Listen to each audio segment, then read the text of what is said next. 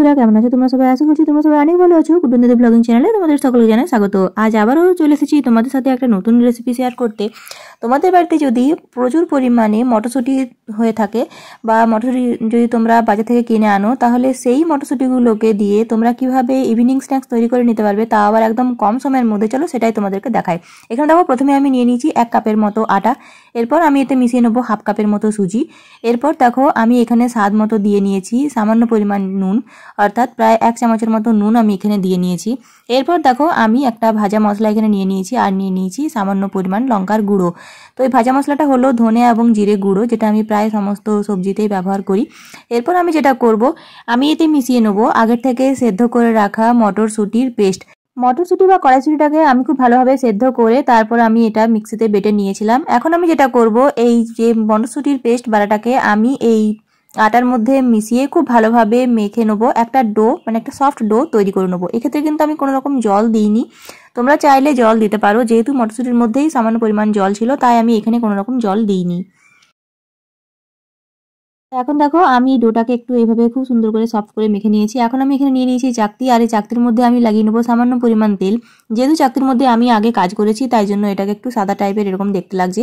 এরপর সামান্য পরিমাণ সাদা তেল আমি দেখো চাকতির মধ্যে লাগিয়ে নিয়েছি। এখন আমি যেটা করব, এখান থেকে সামান্য পরিমাণে আমি ডো নিয়ে নেবো। এরপর এইভাবে সামান্য পরিমাণে রোল করে নেবো। যতটা পারবে তোমরা এটাকে চিকন করার চেষ্টা করবে, অর্থাৎ একদমই পাতলা পাতলা বা সরু সরু করার চেষ্টা করবে। যে দেখো, এইভাবে রোল করলে এটা অটোমেটিক কিন্তু একদম সরু হয়ে যাবে। এভাবে যতবার তোমরা এটার মধ্যে নাড়াচাড়া করবে, ততবারই কিন্তু এটা এরকম টাইপের একদম পাতলা সরু হয়ে যাবে।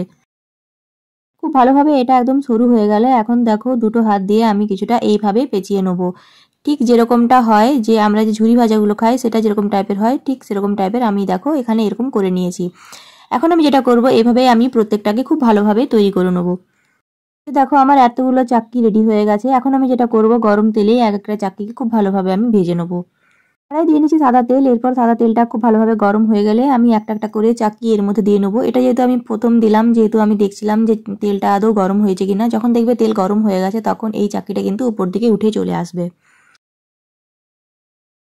ভালোভাবে দুই সাইডে আমি একটু লাল লাল করে ভেজে নেবো। তো দেখো, আমার একটা চাক্কি খুব সুন্দরভাবে ভাজা হয়ে গেছে। এরপর আমি এভাবে প্রত্যেকটা চাক্কিকেই ভেজে নেবো।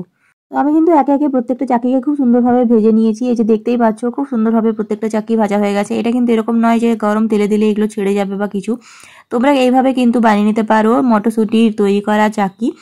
আর এটা যদি তোমরা চায়ের সাথে খাও, খেতে কিন্তু হয়ে যাবে একদম মজাদার। আর তোমাদের সন্ধেবেলাটাও কেটে যাবে একদম একটা অসাধারণ সন্ধেবেলাতে। আমার এই ভিডিওটা তোমাদের কেমন লেগেছে তোমরা কিন্তু অবশ্যই আমাকে কমেন্ট করে জানিও। ভিডিওটা ভালো লেগে থাকলে চ্যানেলটিকে লাইক, সাবস্ক্রাইব, শেয়ার করতে একদম ভুলো না। সবাই খুব ভালো থেকো, সুস্থ থেকো। খুব তাড়াতাড়ি দেখা হবে তোমাদের সাথে একটা পরের ভিডিও নিয়ে।